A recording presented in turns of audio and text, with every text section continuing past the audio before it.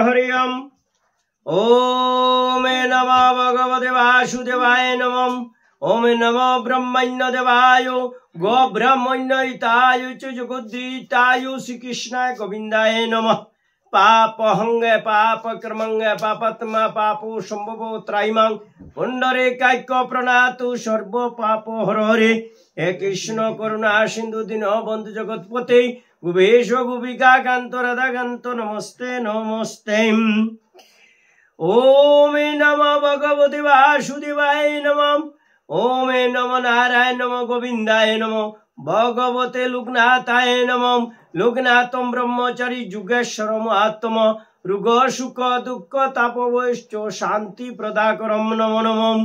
जदा जदाई जमैश्य ग्लानि भवति भारतम ऐभ कामनांगे धर्मैश्य तदत्तनांगे सृजना हम्मम। रने बने जले जंगले যখন যেখানে বিপদে পড়িবে লোকনাথে বাবার কথা স্মরণে করিবে লোকনাথে বাবা বিপদ থেকে রক্ষা করিবেন। ওমে নমো ভগবতে লোকনাথায় নমঃ। ওমে নমো বৃহতে সচ্চরিত্র গরুর পুরাণে নমঃ। উত্তরে খণ্ডে দিবাত্রি সংধ্যায় জীবত উৎপত্তিম কতনে গরুর কহেন দেব আর প্রশ্ন করি উত্তরে দানিয়া তৃষ্ণা মিটাবেন হরি। চর্ম মাংস রক্ত অস্থি মর্যাদি জীবন এ সকল কি প্রকারে হইতে সৃজনে।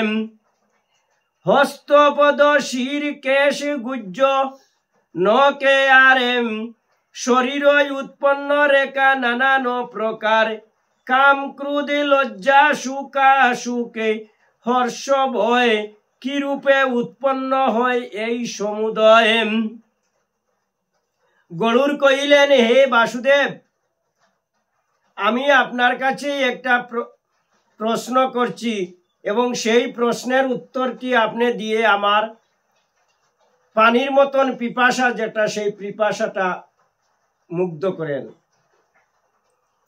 আমি আপনাকে প্রশ্ন করছি যে বাসুদেব মানুষের চর্ম মাংস রক্ত অস্থি মর্যাদি জীবন এ সকল কি প্রকারে হয় এবং মানুষের হস্ত পদ শির কেশ গুজ্জ নখ আর শরীর উৎপন্ন রেখা নানান প্রকারে কি রকম হয় এবং মানুষের কাম ক্রোধ লজ্জা সুখা সুখ হর্ষ ভয় কি রূপে উৎপন্ন হয় এইগুলা আমাকে বিস্তারিতভাবে বলেন।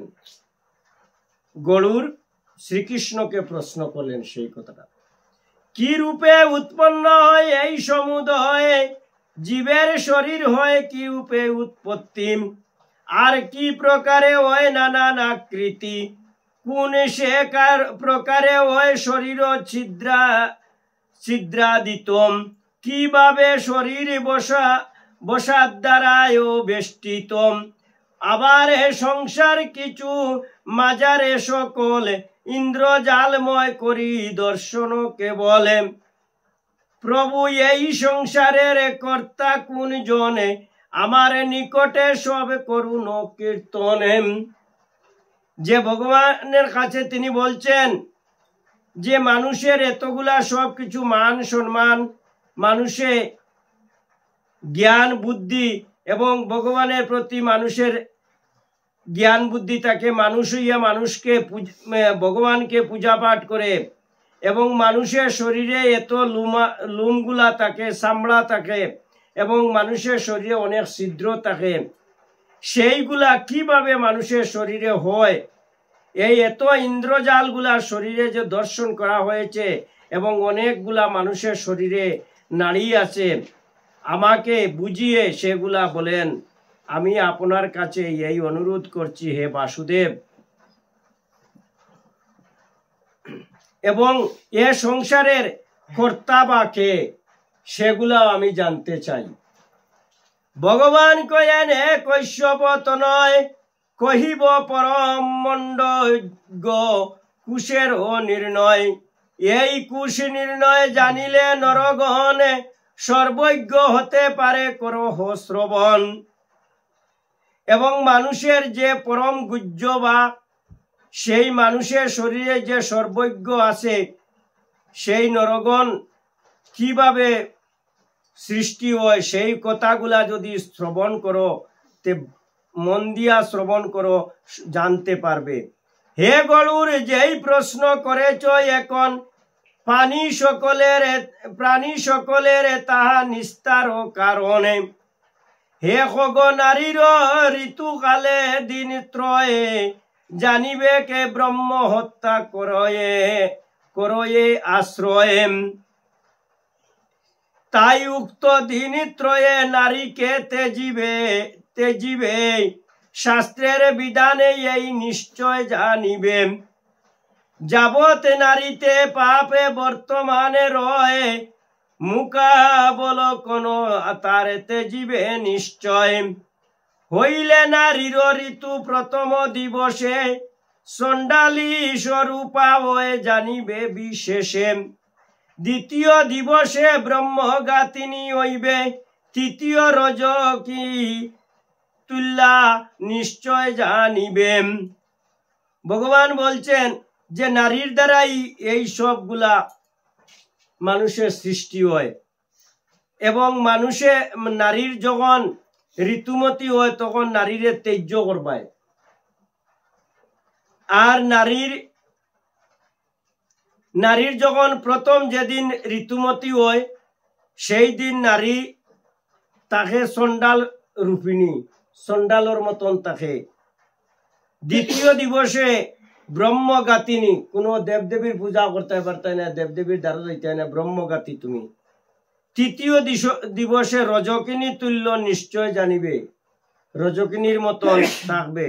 শুনো শুনো পক্ষীরা যে নিষেক সময় দম্পতির অন্তরেতে যে বাবুদয় সেই অনুরূপে হয় সন্তান সৃজন তাহাতে সংশয় মনে না রাখো কখনে। চতুর্থ দিবসে ঋতুমতী যে রমণী পরিশুদ্ধা হইবে সেই শাস্ত্রবাণী। এবং চতুর্থ দিবসে যে ঋতুমতী নারী আছে সে পরিশ্রদ্ধা হয়ে যাব গিয়া, মানে চতুর্থ দিনে তার শুদ্ধ হয়ে যাব গিয়া।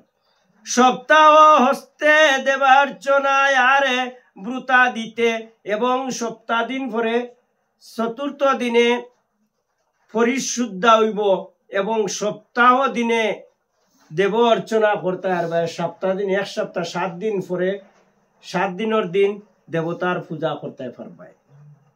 অবশ্যই যজ্ঞ হবেন জানিবে কেন চিত্তে ঋতুর প্রথম হইতে সপ্তাহের মাঝে যেই গর্ব হয়ে পাপে সম্ভূত বিরাজে।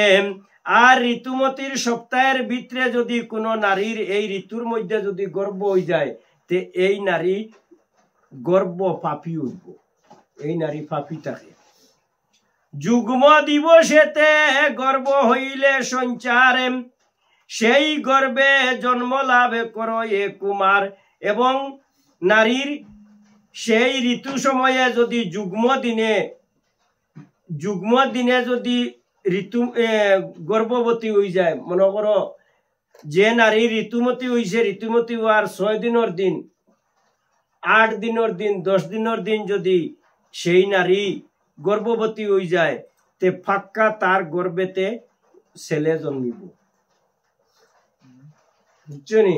ফাক্কা তার ঘরে, মানে কোনো সংশয় নাই, তার ঘরে ছেলে জন্ম হইব। ও যুগ্ম দিবসে গর্ভ হইলে সঞ্চারিত তাহাতে কন্যারে জন্ম জানিবে নিশ্চিত। আর যদি ও যুগ্ম দিবসে 5 দিনে, 7 দিনে, 9 দিনে, 11 দিনে যদি গর্ভবতী হয়, এই দিনে বেজুড়া যে দিন, যে এই বেজুড়া দিনে যদি কন্যা যদি গর্ভবতী হয় নারী, তাহলে তার ঘর কন্যা জন্ম হইব, মেয়ে জন্ম হইব। এটা একদম নিশ্চিত কইছে, জানিবে নিশ্চিত, মানে কোনো ব্রেথা নাই। ঋতুর প্রথম সপ্তাহ দিবস তেজিয়াম যুগ্ম দিনে স্ত্রী গমন বিধান মানিয়াম। হে গরুর 16 রাত্রি সমান্যতম স্ত্রী দিগের ঋতুকাল হয় সমাগতম। তার মধ্যে চতুর্দশে রজনী সময় ভাগ্যবশে গর্ভবতী যদি গর্ভ সঞ্চারিত হয়। আর নারীর 16 দিনের দিন গর্ভর ঋতুমতি পুরা মানে শেষ হয়ে যায় গিয়া, পুরা ক্লিয়ার থাকে। আর যদি সেই নারী যদি 14 দিনের দিন যদি গর্ভবতী হয়, তবে সেই গর্ভে যেই জন্মে সন্তান গুণবান ধার্মিক হইবে ভাগ্যবান। আর যদি 14 দিনের দিন যে নারী ঋতুমতী হওয়ার 14 দিনের দিন যদি যে নারী গর্ভবতী হইব, তার ঘরে যে মেয়ে জন্মক বা ছেলে জন্মক এ অতি গুণবান হইব এবং মহা ধার্মিক হইব, ভাগ্যবান হইব। মনে থাকবো নিতা কথা, এই কথাগুলা মনে রাখিও। সাধারণতে উক্ত রূপে রজনী কখন লবিতে সমর্থ নয় এ সত্য বসনে। হে গরুর প্রায়শই অষ্টাহম মধ্যেই গর্ভের সঞ্চার হয়ে জানিবে নিশ্চয়। পঞ্চমে দিবসে দ্রব্য মধুর বুজন তাতে প্লিয়া বৃদ্ধি রোগে হইবে সৃজন। আর পঞ্চম দিবসে নারীর মধুর বুজন, পঞ্চম দিবসে যদি গর্ভবতী হয় তে সেই সন্তান রোগী হইব, সবসময় রোগ ব্যাধি থাকবো। এর কারণে বেশিরভাগ 8 দিনের দিন বেশিরভাগই মানে গর্ভ হয় মানুষ। খটু আর তীক্ষ্ণ দ্রব্য ঘৃতে রস ইতে ঋতুকালে রমণীর বক্ষিতে উচিতে। আর নারীর এই করা দরকার, খটু কথা কইতায় না, তীক্ষ্ণ নম্ন থাকতায়, আর ঘৃতের সহিত মানে কম খাইতায়। এই সময় অত বেশি পেট ভরি ভরি খাই না। আর মনরে নরম রাখতায়। আর ঋতুকালে রমণীর বক্ষিতে উচিতে মানে এই সময়, এই ঋতুর সময় 4 দিন মানে ঘৃত একটু খাওয়া দরকার। হে গো ঔষধি পাত্র স্ত্রী ক্ষেত্রে স্বরূপে ও অমৃতাসনে হয় বীজের স্বরূপে। এবং সেই সময় ঔষধপত্র এমন যদি খাইবার তাকেতে খাইয়া না হইলেও এই ঘৃত যে একটা ঔষধের সমান। আর এই সময়ে খাইলে নারীর শরীরও এইটা হয়ে যাব অমৃত সমান হয়ে যাব। যদি এই ঋতুমতী কালে যদি সামান্য ঘৃত ঘি খাও যদি, তাহলে শরীরের তোমার বীর্য যে একটা শরীরের বীর্যটা হয়ে যাব অমৃতর সমান। উক্ত রূপে ক্ষেত্রে করি ধর্মের চিন্তনে নিষেকে রূপেতে বীজ করিবে বপনে। তাম্বুলাদি গন্ধ দ্রব্য করিয়া সেবন শুভ দিনে হৃষ্ট চিত্তে করিবে সঙ্গমে। পুরুষের চিত্ত অনুরূপে নিশিকেতে সন্তান জন্মে লবে এই পৃথিবীতে। শুক্রয় সুনীত হয়ে একত্র মিলনে হে গরুর এক পিণ্ড করয়ে গঠনে। এবং শুক্র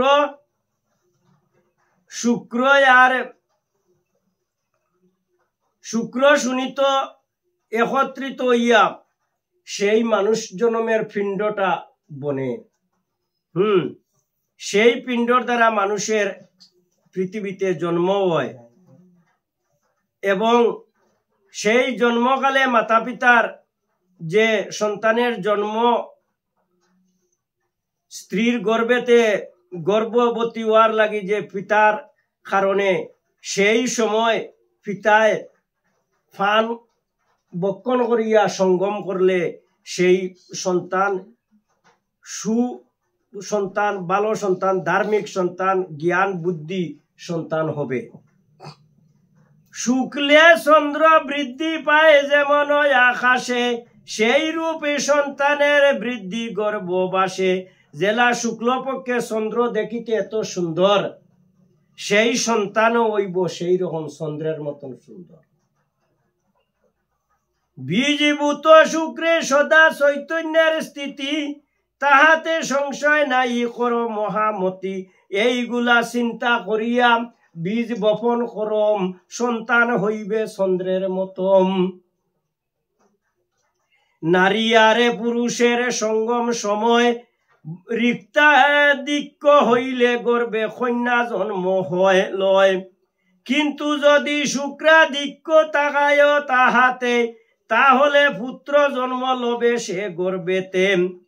শুক্র সুনীতের হয় সমতা যখন, ক্লিবত্ত লবিবে তবে করহ শ্রবণ।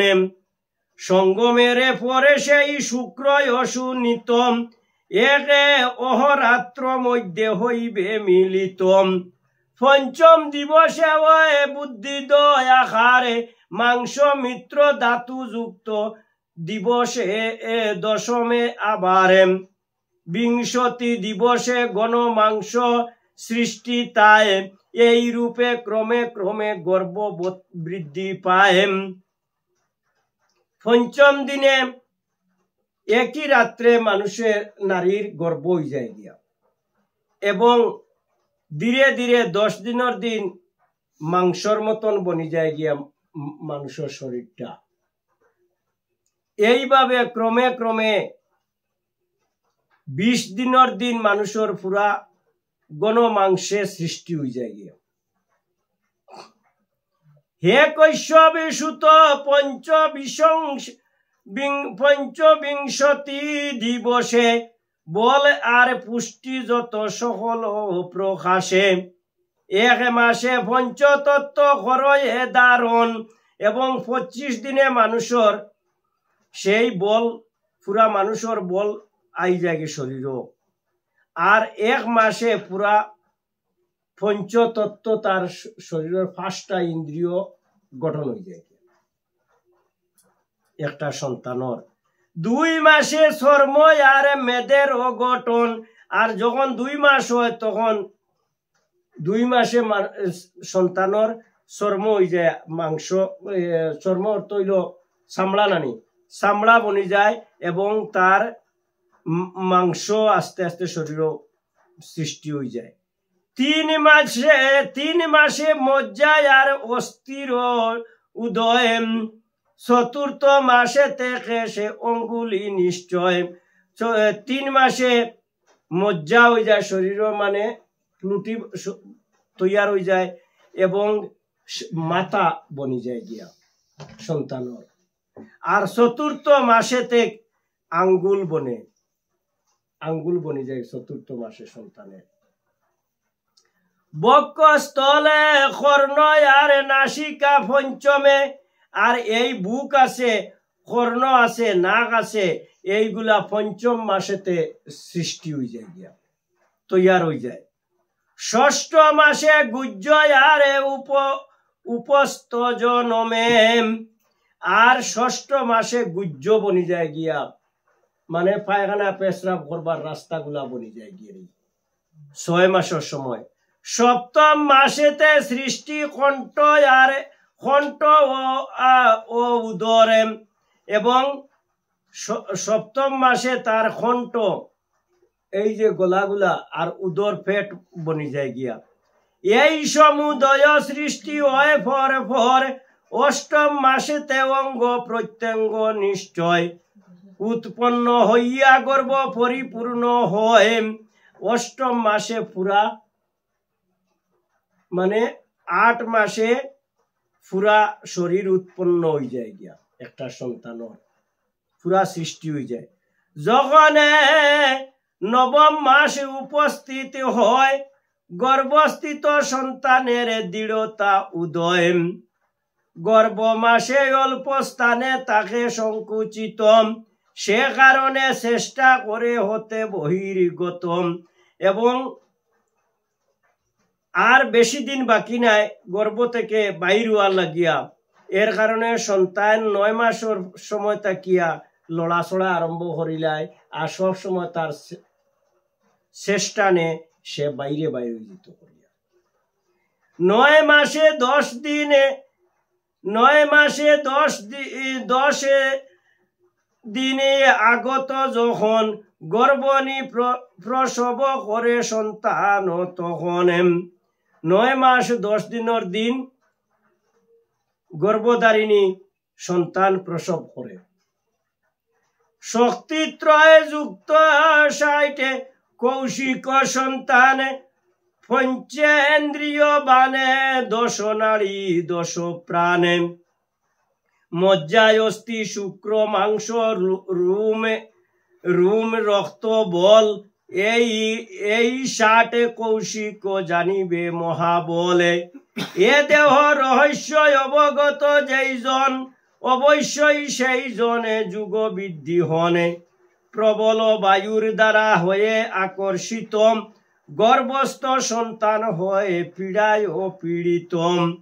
পুষ্টি লাভ করিতে সন্তানে সে সময় জননীর সুষুমা নাড়িতে লগ্ন হয়। এবং সন্তান জননীর সুষুমা নাড়িতে যে আমরা নাভি কই না, নাভির লগে তার সংযুক্ত থাকে। সন্তানে খাওয়া দাওয়া করার লাগি, বায়ু পাওয়ার লাগি, সব কিছু অক্সিজেন পাওয়ার লাগিয়া এই মার নাভির সাথে তার সম্পর্ক থাকে। যে নারী কইছেন আমরা, এই নারীটা জোড়া থাকে নারীর মার নাভির লগে। পঞ্চভূতে প্রবীড়িত গর্ভস্থ সন্তান ও স্নায়ু বন্ধনে বদ্ধ শুনো মতিমানে। চর্ময় অস্থি মাংস লুমে নারী সমুদয় শরীরের মূল অবলম্বন নিশ্চয়। এ পঞ্চভূমির গুণ শুনো পক্ষী ভরে জলের পঞ্চগুণ কইও তো পরে। লালা মুদ্র শুক্র মজ্জায় রক্ত নিশ্চয় জলের এ পঞ্চগুণ অবশ্যই হয়। আর মায় যে জল পান করে সেই জল সন্তানের গ্রহণ করে। আর সেই জলের কারণে সেই মা যে জল পান করিয়ারি জল পান করার কারণে গর্ভ অবস্থায় সন্তান সেই জল পান করে। সেই জল পায় আনে ভাই তো কইতে কি, হ্যাঁ, মায়ে যে জল পান করে সেই জল তো বাচ্চায় খায় না নি গর্ভ অবস্থা থাকা সত্ত্বে। আর এই জলতা কি সন্তানের শরীর লালা বনে, শরীরের লালা খঞ্জেন, জিব্রার লালা, মূত্র পেচ্চা, বাচ্চার পেচ্চা বনে এবং শরীরের শুক্রগুলা মজ্জাগুলা রক্ত এইগুলা শরীরের যতগুলা আছে সবগুলা মার পানির থেকে আরই মায়ের যে পানি খায় সেই পানির থেকে সন্তানের বনে। জলের এ পঞ্চগুণ অবশ্যই হয়। আর জলের এই পঞ্চগুণ বাচ্চাদের শরীরে অবশ্যই হয়। ক্ষুধা নিদ্রা তৃষ্ণা ক্লান্তি আলস্য সহিতে তেজের এ পঞ্চগুণ জানিবে নিশ্চিতে। আর মানুষের শরীরে যে ভগবানে দিছেন ক্ষুধা নিদ্রা তৃষ্ণা ক্লান্তি আলস্য এইগুলা হইল কিয়া এই তেজের দ্বারা।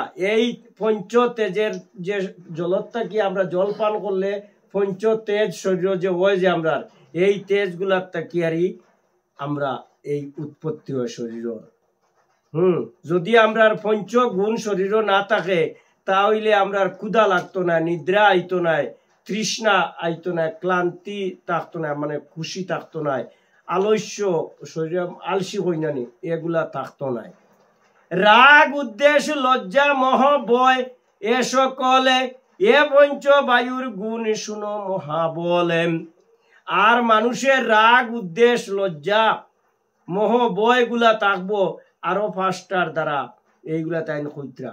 এ পঞ্চ বায়ুর গুণ শুনো মহাবল দাবনে লঙ্ঘনে সংকুচনে প্রসারণ ও নিরুদ্ধ বায়ুর এ হয় পঞ্চগুণে। এইগুলা হইল বায়ুর দ্বারা, বায়ুর পঞ্চগুণে এইগুলা হয়।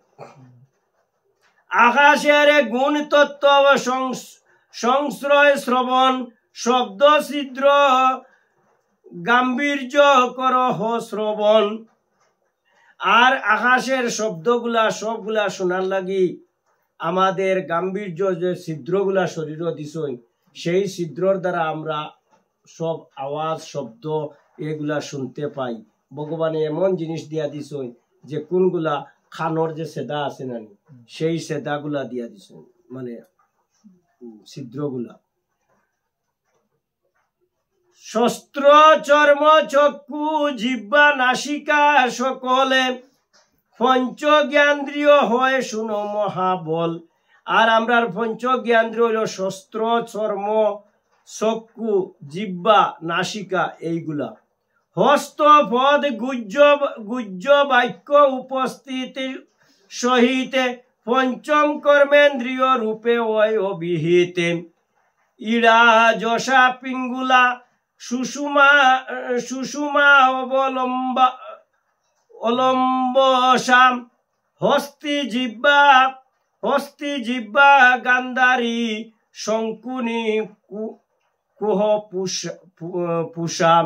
এই 10 নারী দেহ পিণ্ডের ভিতরে অবস্থান করিতেছে শুনো পক্ষী বরে।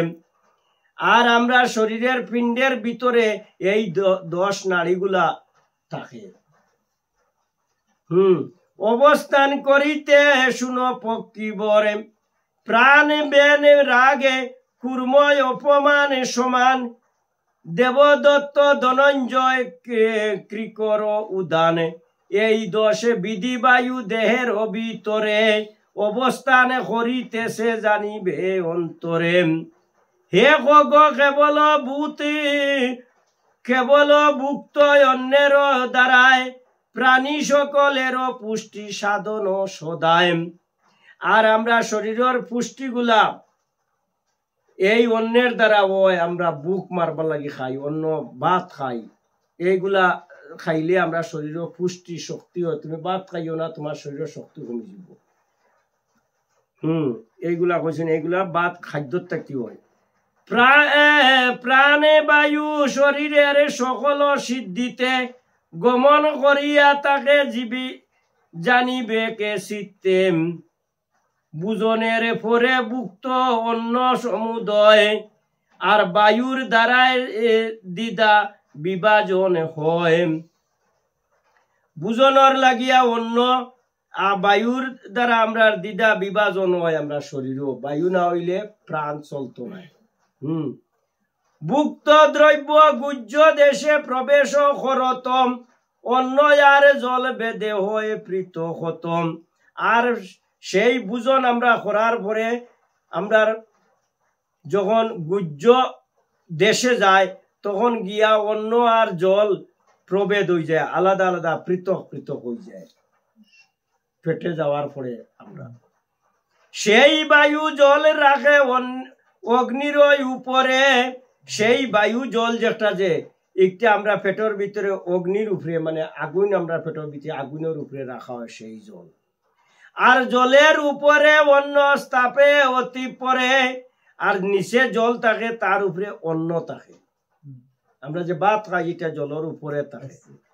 প্রাণবায়ু সে অগ্নির তাকি অদ দিকে। আর প্রাণবায়ুটা থাকে কোন দিকে?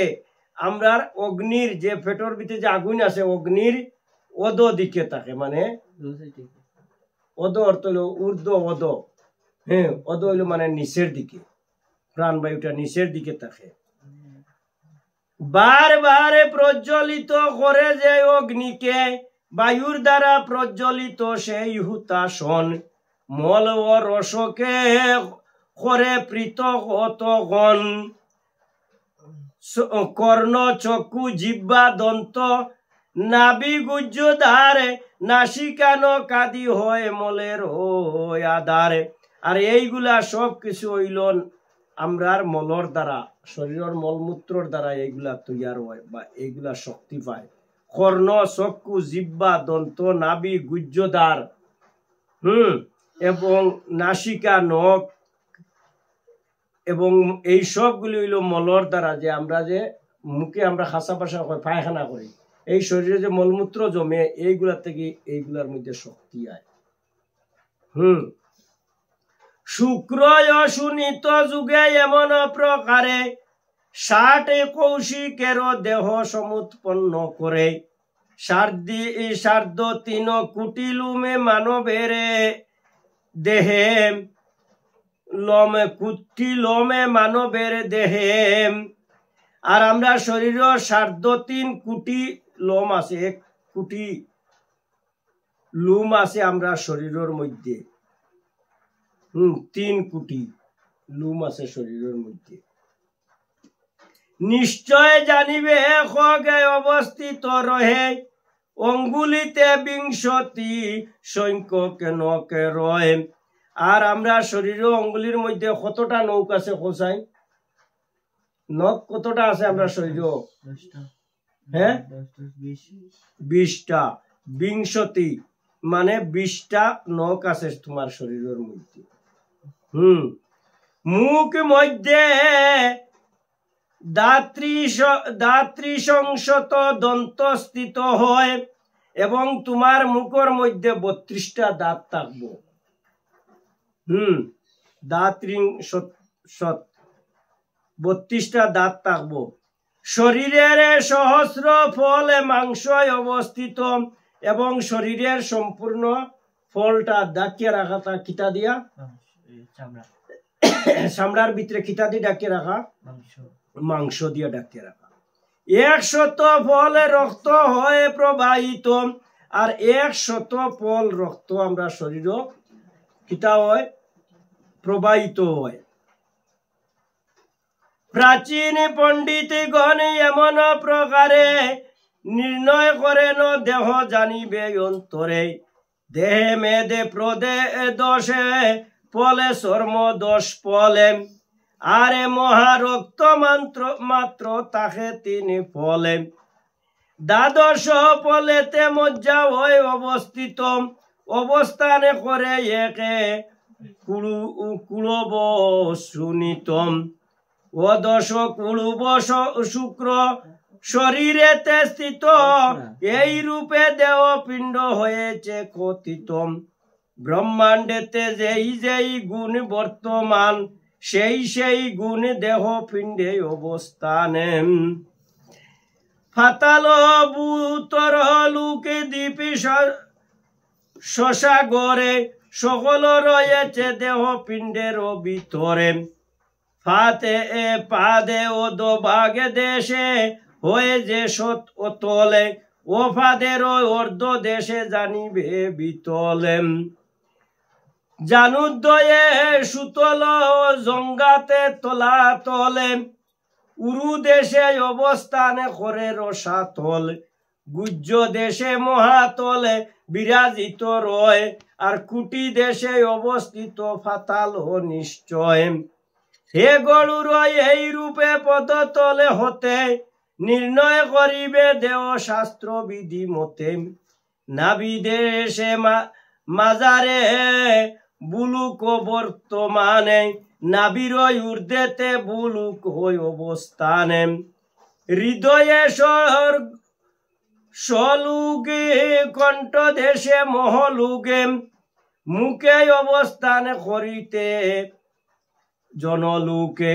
ললাট প্রদেশে তপে লুকে অবস্থিত আর মহারন্ধ্রে সত্য লোকে বিরাজিত এই রূপে মানবের শরীর ভিতরে চতুর্দশে ভুবন বিরাজে নিরন্তরে আর আমরা শরীরের মধ্যে যতগুলা নাম কইলাম সবগুলার মধ্যে চতুর্দশ ভুবন আমরা শরীরের মধ্যে বিরাজ করে সব সময়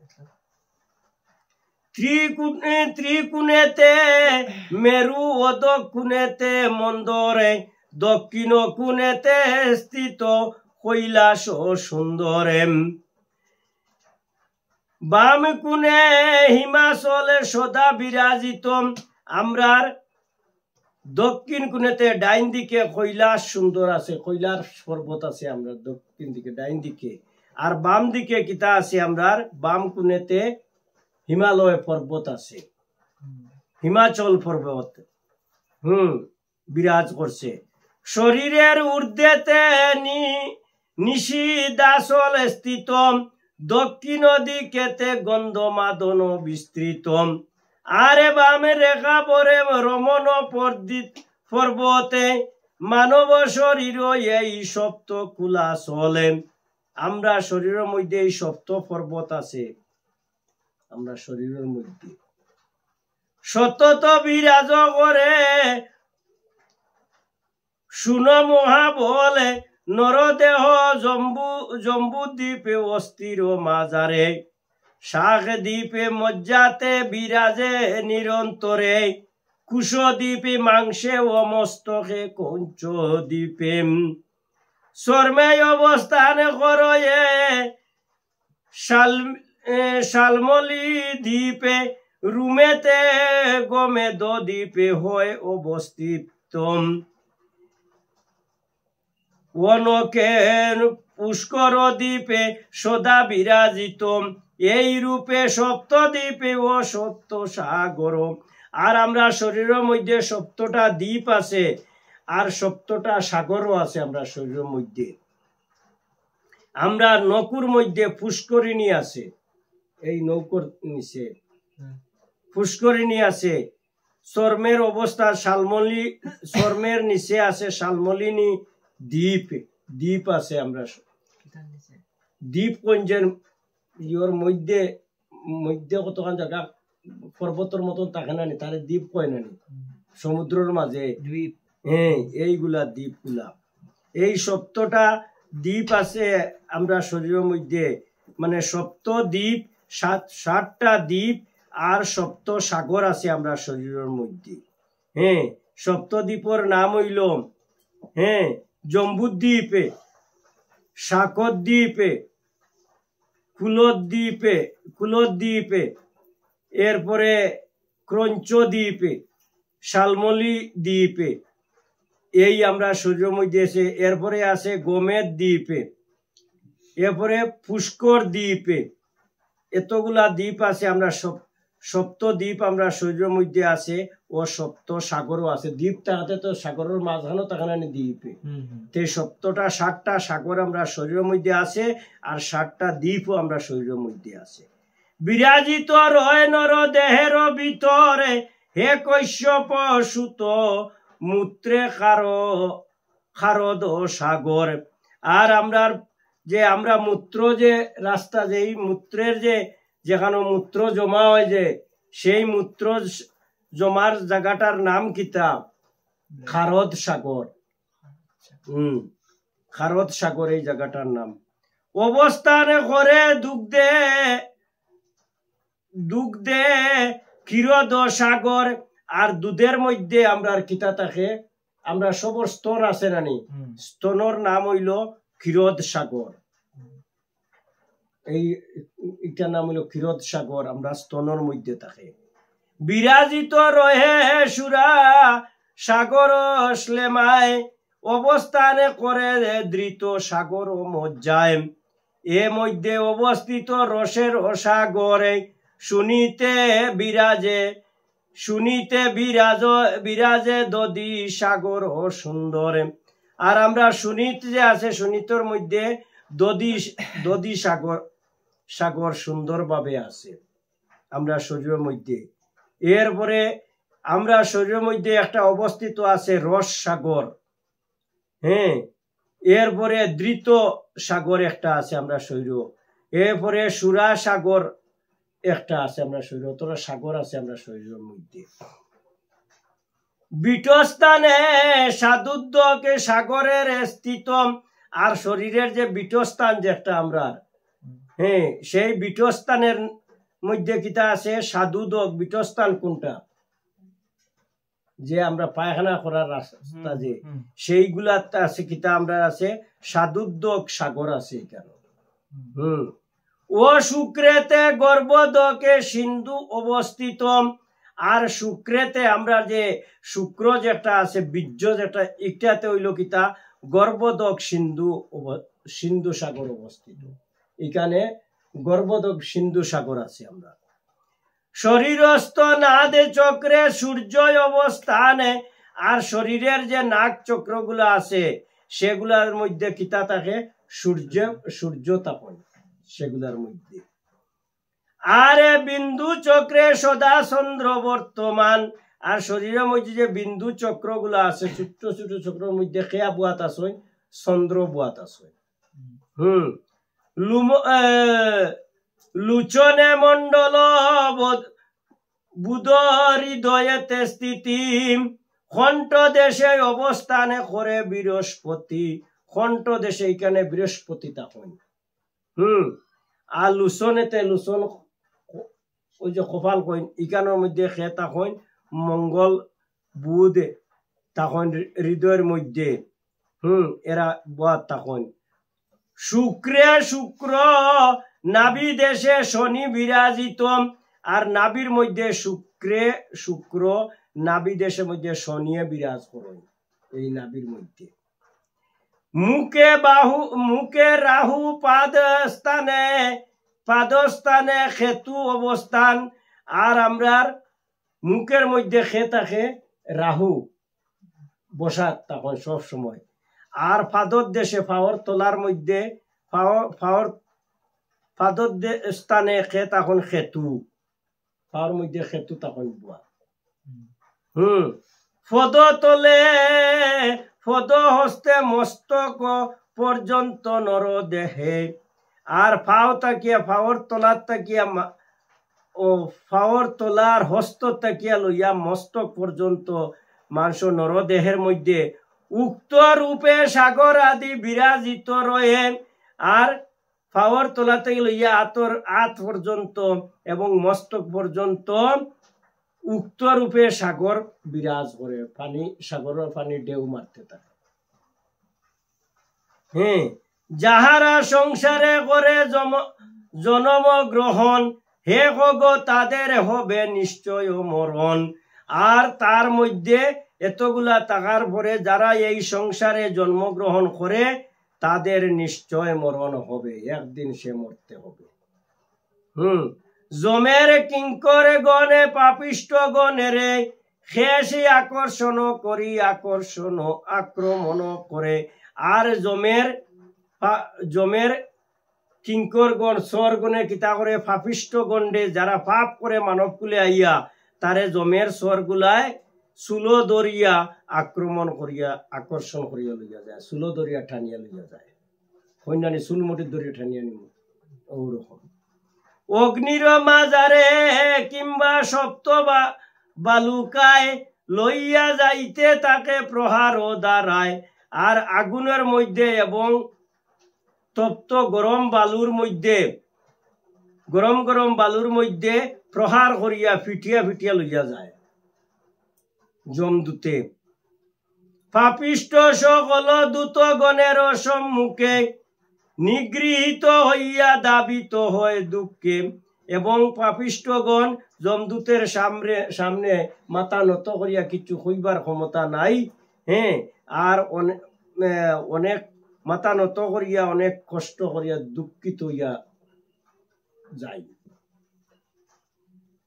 দয়া দাক্ষিণাদি পুণ্য অদম পাপিষ্টম যম লোকে গিয়া গুজ্জ সহ্য করে বহু কষ্ট আর যমরুকে গিয়া বহুত কষ্ট সহ্য করতে হয় এই রূপে মরতে সয় কর্ম অনুসারে প্রাণীগণ পৃথকত জন্ম লাভ করে আয়ু কর্ম বিত্ত বিদ্যা আর সে মরণ গর্ভ অবস্থাতেই হয়ে পঞ্চ সৃজন কর্মবশত এই জীবী সমুৎপন্ন হয় আর কর্মবশেতেই লাভে করে লয় সদকুলে জন্মিয়া পুণ্যশীল জনম মহাভাগ্যবানে ও উত্তম বুগে হনে আর যদি সৎকুলে বালাকুলে জন্ম লও তে পুণ্যবান হইবাই পুণ্যশীল হইবাই কর্ম ভালো যদি করো